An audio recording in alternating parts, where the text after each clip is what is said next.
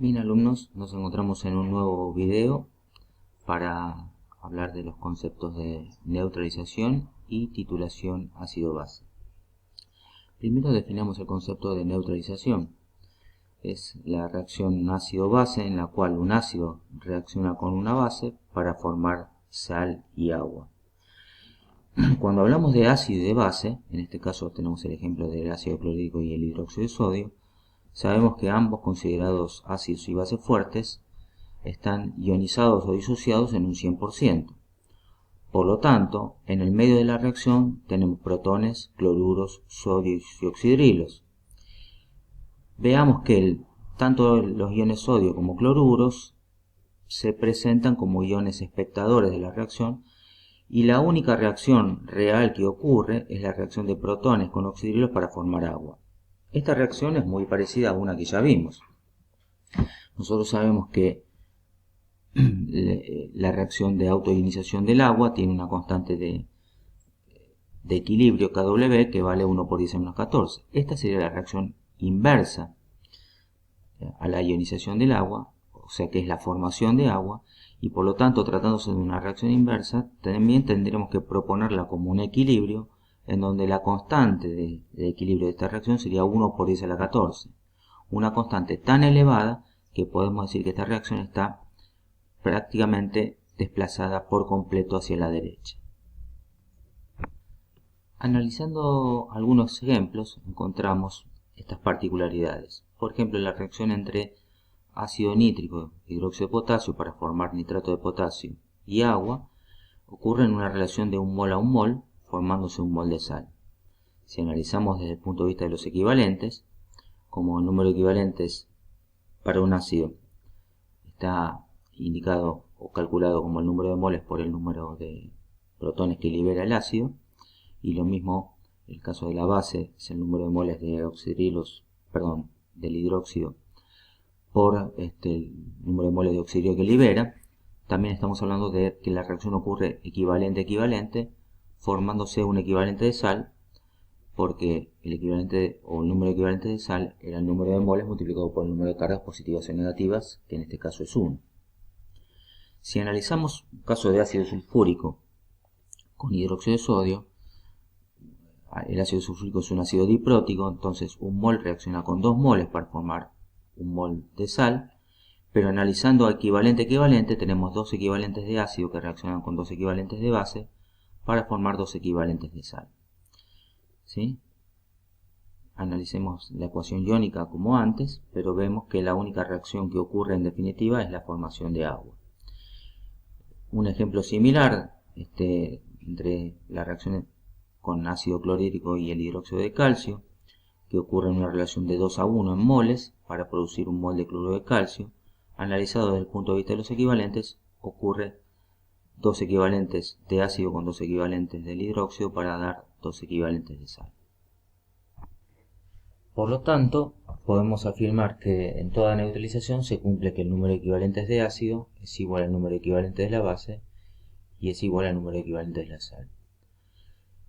¿Cómo calculamos el número de equivalentes? Como hemos visto en problemas anteriores, trabajando con soluciones, en una solución el número de equivalentes lo podemos calcular como el número de equivalentes a partir de la normalidad, que es un número equivalente de soluto sobre el volumen en litros de la solución, despejando número equivalente de soluto. Entonces se puede calcular como volumen en litros por normalidad de la solución. Si el reactivo es sólido, entonces el número equivalente del soluto se puede sacar como, o del reactivo, ¿no? Se puede sacar como la masa de ese reactivo dividido el equivalente de ese reactivo. Lo que es cierto es que en toda solución, como hemos escrito arriba, volumen por normalidad del ácido debe ser igual al volumen por normalidad de la base, y eso es igual también al número equivalente de la sal. Ya sea que las tengamos como soluciones, lo calculamos como volumen por normalidad, o que tengamos el ácido, la base o la sal sólidos, y en ese caso el número equivalente es como la masa del soluto dividido el equivalente de ese soluto. Bien, arribamos así entonces al concepto de titulación o valoración, que es un método experimental a través del cual se determina la concentración real de una solución. Dicha solución o solución en estudio es lo que comúnmente llamamos analito, a partir de otra solución de concentración conocida. La reacción química que se utiliza para realizar la titulación debe cumplir con la condición de que sea una reacción que ocurra en forma completa y rápida. Así que dependiendo del tipo de reacción química podemos tener titulaciones de formación de complejos, o sea, complejométricas, titulaciones ácido-base, en las que reacciona el ácido con la base, como es el caso en que estamos trabajando, titulaciones de precipitación, o sea, con la formación de productos que son precipitados, titulaciones redox, en donde los reactivos que se están combinando se oxidan y se reducen para formar a su vez nuevos productos. Pero también estas titulaciones se pueden clasificar de acuerdo al método que se defina para obtener o para llegar al punto final de la titulación. Esto es, pueden ser titulaciones potenciométricas, cuando lo que se mide es un cambio en la diferencia de potencial de la solución, que se traduce en un valor de pH. Pueden ser también titulaciones conductimétricas, donde se mide la diferencia de conductividad que se produce en la solución. Pueden ser colorimétricas, cuando se mide un cambio de color o la intensidad en el color de un producto. O pueden ser volumétricas, también llamadas volumetrías, que son las que vamos a realizar en este caso, donde lo que se hace es medir los volúmenes de soluciones para poder así calcular la concentración de la solución incógnita, empleando siempre un indicador ácido-base, o sea, algo que permita determinar el punto final de la titulación por el agregado de las distintas sustancias. ¿Por qué es necesario titular o valorar una solución? No es que, como hemos visto, al preparar una solución ya conocemos cuál es su concentración. Bueno, vamos a ver que esto no es completamente cierto. ¿Qué es lo que ocurre? En el caso en que tenemos un soluto, como en este caso puede ser un ácido o una base, nosotros podemos preparar las soluciones, como hemos visto, por disolución a partir del soluto y disolviéndolo en agua, o por dilución tomando una solución concentrada y formando una solución más diluida. Ahora bien, cuando partimos de un soluto, en este caso podría ser el ejemplo de la obtención de una solución de hidróxido de sodio, cuando pesamos el hidróxido de sodio, reactivo o droga sólida, para formar la solución, nos encontramos con que es una sustancia higroscópica, o sea, absorbe humedad. Y por lo tanto, en el momento de pesarla no sabemos qué cantidad de agua estamos pesando con ella. Por lo tanto, la cantidad de soluto que pesamos es incierta y debemos de alguna manera constatar cuál es la concentración final real de la solución que preparamos. Por otro lado, las soluciones, por ejemplo, de ácido clorhídrico, se pueden preparar a partir de una solución concentrada del mismo. En nuestro caso, el ácido clorhídrico se consigue en droguerías con concentraciones de 37% más en masa. Pero estas soluciones, que se obtienen a partir de la disolución de un gas en agua, cada vez que se destapa la botella, tiende a escapar ese gas. Y por lo tanto, con el tiempo se va perdiendo o va disminuyendo cada vez más la concentración. En el momento que nosotros tomamos la solución de interés, no sabemos cuál es la concentración real. Así que, a pesar de que hagamos los cálculos correctos para medir el volumen de solución concentrada que necesitamos para preparar un determinado volumen de solución diluida, no sabemos en esa solución concentrada cuál es la concentración real y por lo tanto debemos confirmarla o determinarla posteriormente con una titulación.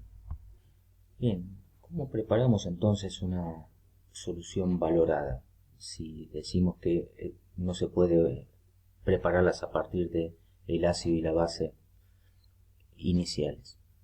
La forma que tenemos es a partir de una droga patrón titulada como justamente o conocida como droga patrón primaria. En este caso, una droga sólida que cumple con algunas características. Estas son, poseen alta masa molar, poseen alta pureza, tienen baja tendencia a absorber humedad y son estables a la temperatura. ¿Por qué es importante esto?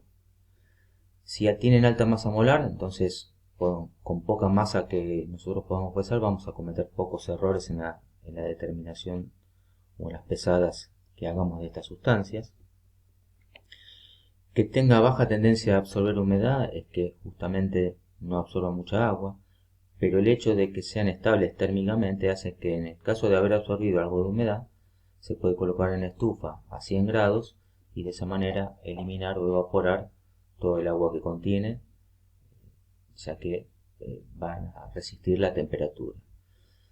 Hay distintas drogas patrones, por ejemplo, para una droga patrón para determinar la concentración real, o sea, la valoración de una base, es el biftalato de potasio, que acá tenemos su fórmula, que se comporta, lo que ustedes deben conocer de esto, no es la fórmula en sí, sino que se trata o se comporta como un ácido monoprótico que es capaz de liberar un solo protón y que su masa molar es igual, por lo tanto, a su equivalente y vale 204 gramos por mol o 204 gramos por equivalente. Comportándose de esa manera, va a poder reaccionar el ácido con el hidróxido de sodio para dar la sal correspondiente de sodio y la formación de agua. También existen otros reactivos, otras drogas patrones, como por ejemplo el carbonato de sodio, que se usa para valorar ácidos. Bien, una vez que a partir de la droga patrón sólida, que la disolvemos para poder realizar rápidamente la titulación, la empleamos y le hacemos reaccionar con el hidróxido de sodio, ese hidróxido de sodio va a pasar a ser una solución de concentración conocida. Entonces en ese momento se transforma como una droga patrón secundaria. Finalmente, en una titulación tenemos dos conceptos que son muy importantes: el concepto de punto de equivalencia y el de punto final. El punto de equivalencia es un punto teórico y es aquel en el cual la cantidad agregada de reactivo es exactamente la necesaria para que reaccione completamente y estequiométricamente con el analito, o sea, con la sustancia para la cual queremos, con la solución para la cual queremos conocer la concentración real. En ese instante, el número de equivalentes del reactivo es igual al número de equivalentes del analito, ¿sí? Y ese es un punto teórico que es imposible de obtener. Lo que sí podemos obtener es el punto final, determinado en nuestro caso con el viraje de un indicador, ya que ese viraje me permite decir acá terminó la titulación y de esa manera medir el volumen gastado. Cuanto más se acerque el punto final al punto de equivalencia, menor será el error de la titulación que hemos cometido. Y ese error va a depender, en definitiva, del instrumental, del material utilizado, del método que hemos elegido y fundamentalmente de la experiencia del operador, ¿sí? Cuanto más pulido está el método, cuanto más eficiente es la titulación, más cerca va a estar el punto final del punto de equivalencia y menor va a ser el error cometido en la titulación.